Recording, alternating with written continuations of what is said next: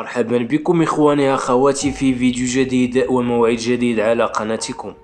اليوم سنتعرف على موعد وتوقيت والقنوات الناقلة لمباراة برشلونة غدا ضد كومو في نهائي كأس غامبر 2025. ستجرى المباراة التي ستجمع برشلونة بكومو 1907 غدا الأحد 10 غشت 2025 في نهائي كأس خوان غامبر 2025 على أرضية ملعب يوهان كرويف بدلا من الكامب نو الذي يخضع لتجديد. وستنطلق المواجهة عند الساعة 10 ليلا بتوقيت مكة المكرمة، و8 مساء بتوقيت كل من المغرب والجزائر وتونس.